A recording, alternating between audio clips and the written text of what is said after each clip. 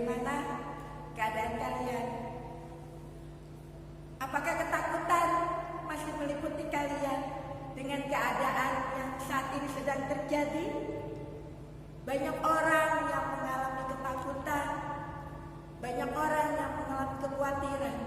Pertanyaannya, apa yang kita lakukan ketika kekhawatiran itu datang di dalam kehidupan kita? Mari kita akan belajar kebenaran firman Tuhan, satu tokoh yang luar biasa yang akan kita pelajari pada malam hari ini.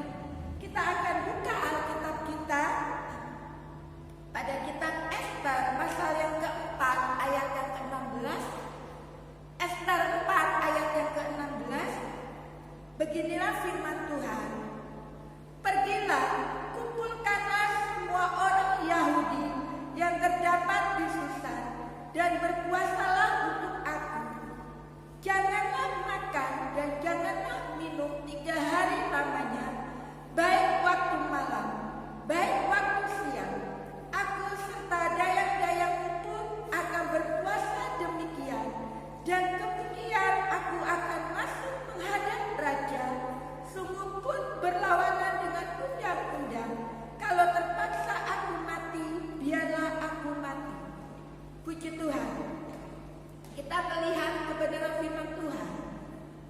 Kita tahu Ester adalah seorang Yahudi yang dari rakyat biasa, tetapi Tuhan pakai luar biasa di dalam kehidupannya. Dia menjadi seorang ratu atas Raja Ahasveros. Tetapi mari kita melihat kebenaran firman Tuhan. Kita lihat dulu pasal yang ketiga.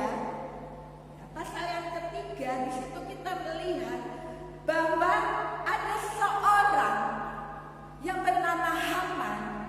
Dia adalah seorang yang gila kehormatan, di mana dia dijadikan raja sebagai seorang yang dihormati di antara para pejabat, para petinggi di dalam kerajaan Raja Ahasveros, di mana Haman ini sangat membenci orang Yahudi. Terlebih dia membenci Mordekai. Kenapa? Karena Mordekai tidak mau hormat, tidak mau tunduk, tidak mau sujud kepada Haman, sehingga membuat hati Haman merasa sakit hati dan timbul kebencian di dalam hati Haman, sehingga dia bertekad untuk menghancurkan Mordekai dengan bangsa Yahudi, dengan orang Yahudi. Kita lihat siapakah Haman ini. Saya mencatat di dalam pasal yang ketiga adalah Haman adalah seorang pegawai istana kerajaan Media Persia pada masa pemerintahan Raja Ahasveros. Lalu kita lihat Haman adalah seorang yang gila hormat.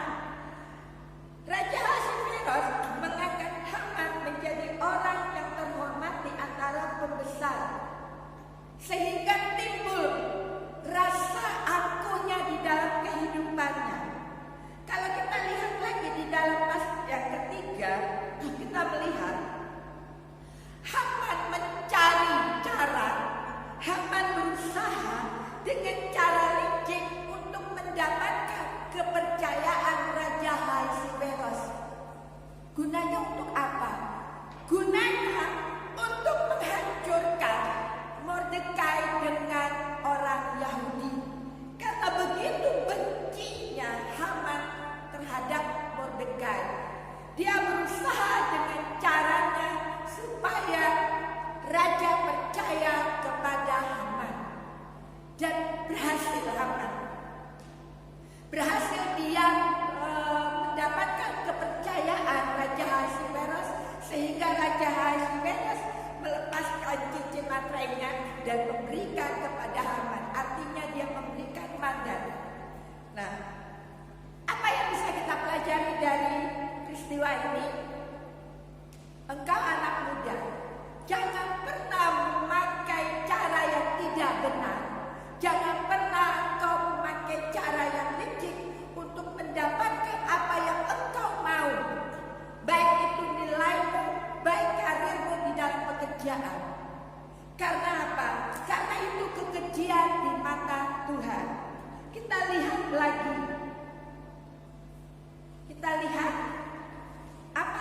terjadi di dalam pasal yang keempat ayat yang pertama. Apa yang dilakukan Haman ini berhasil sehingga membuat hati Mordekai merasa hancur. Kalau kita lihat di dalam pasal yang keempat ayat yang pertama, di situ dikatakan setelah Mordekai mengetahui segala yang terjadi itu, ia mengoyakkan pakaiannya, lalu memakai kain kabu dan abu, kemudian keluar berjalan di tengah-tengah kota sambil melolong-lolong dengan nyaring dan pedih. Kita lihat kebenaran firman Tuhan. Apa yang dilakukan Mordekai ketika dia mendengar berita jahat yang akan dilakukan Haman terhadap dirinya dan terhadap orang Yahudi. Saya mencatat ada dua. Yang pertama, di sini Mordekai mengoyakkan baju dan memakai pakaian kabut. Artinya di sini adalah Mordekai merasakan penderitaan, merasakan hati yang begitu pedih, yang mendalam, sehingga membuat dia merasa hancur hatinya. Makanya dia memakai kain kabut, dia mengoyakkan dan dia memakai abu. Kalau tradisi orang Yahudi, orang yang memakai kain kabut, yang memakai abu, itu menandakan bahwa dia sedang mengalami kepedihan, sedang mengalami penderitaan. Lalu kita lihat lagi, melolong dengan nyaring dan pedih. Di sini mengartikan bahwa tanda ketidakberdayaan Mordekai untuk menghadapi Haman yang sudah diberikan kuasa kepada Raja Ahasuerus. Ya. Ketidakmampuan Mordekai untuk menolong dirinya sendiri, bahkan menolong umatnya pun dia tidak bisa, apalagi menolong dirinya. Ya. Kita lihat yang kedua yang bisa kita catat di sini adalah, kita perhatikan ayat yang kedua. Dengan demikian datanglah ia sampai ke depan pintu gerbang istana raja, karena seorang pun tidak boleh masuk pintu gerbang istana raja dengan berpakaian kain kabu. Apa yang bisa kita lihat ketika Mordekai mendengar rencana jahat Haman itu? Yang kedua adalah nyawanya pun dia jadikan taruhan. Dia berdiri di pintu gerbang istana raja dengan memakai kain kabu. Kalau kita lihat, kita pelajari kebiasaan orang Yahudi, ya. Kita lihat ketika mereka berkabung, ya, mereka mengoyakkan pakaian. Dan kalau orang yang sedang berkabung ada di depan istana raja, itu tidak boleh. Itu akan menjadi ancaman bagi dirinya. Tetapi di sini kita melihat Mordekai tidak memperhatikan kepentingan dirinya. Mordekai tidak menyayangkan nyawanya. Demi apa? Supaya orang Yahudi, bangsanya ini selamat dari rencana jahat Haman. Dia datang ke istana. Untuk apa? Dia sebenarnya mau datang kepada Ratu Esther. Bahkan kalau kita lihat ayat-ayat berikutnya, Mordekai mengatakan bahwa mungkin saat ini, ya, dia berkata kepada Esther, mungkin saat ini engkau merasa nyaman, tetapi suatu saat engkau akan mengalami apa yang kami alami. Nah, mungkin saat ini kita melihat keadaan bangsa kita melihat kota kita yang sedang terjadi mewabahnya satu penyakit, ya, virus yang bernama COVID-19. Mungkin kita saat ini merasa aman, kita tenang-tenang saja di rumah, gak ada yang kita lakukan. Tetapi kita gak tahu ke depannya apakah kita terkena virus tersebut atau kita tetap ada dalam kondisi aman. Nah, apa yang kita lakukan? Mari kita mulai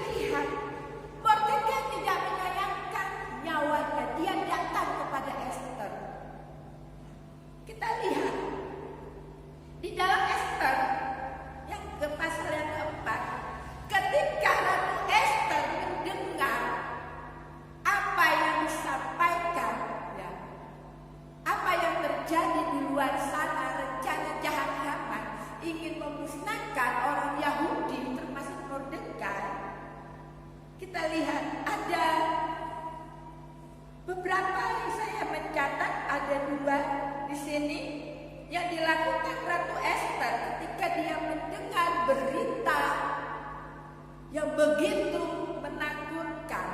Yang pertama kita lihat di dalam ayat yang ke-16 yang bacaan kita tadi, di situ kita melihat Ratu Ester meminta Mordekai dan orang-orang Yahudi yang ada di Betul Susan berpuasa untuk Ester selama 3 hari 3 malam. Artinya apa di sini? Di sini kita bisa mempelajari sekalipun Ratu Ester adalah seorang ratu yang sangat dikasihi Raja Ahasuerus. Sekalipun Ratu Ester memiliki kekuasaan, dia menyadari bahwa dia tidak memiliki kemampuan. Dia membutuhkan dukungan orang-orang terdekatnya. Dia membutuhkan dukungan orang-orang di sekitarnya, keluarganya, mungkin saudara seiman. Dia menyadari bahwa Ratu Ester tidak mampu tanpa mereka. Lalu kita melihat lagi di sini. Kita lihat yang kedua, kita melihat di sini bahwa Ratu Ester pun tidak hanya meminta dukungan, meminta doa kepada orang-orang yang dikasihinya, tetapi dia sendiri datang, dia sendiri juga berpuasa 3 hari 3 malam. Ya, berarti bukan hanya dia minta dukungan kepada orang lain, kepada keluarganya, kepada bangsanya, tetapi dia juga berdoa secara pribadi, dia berpuasa secara pribadi. Ya. Apa yang bisa kita pelajari di sini? Kalau kita lihat bahwa Ester menyadari, ya, Ester menyadari bahwa walaupun sekalipun dia mendapatkan dukungan dari orang-orang terdekat,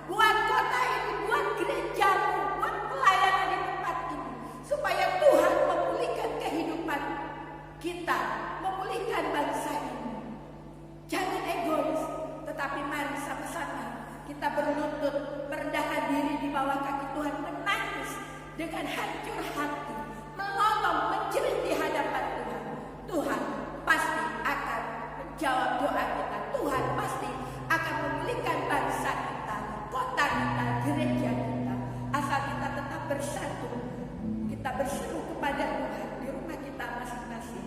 Haleluya.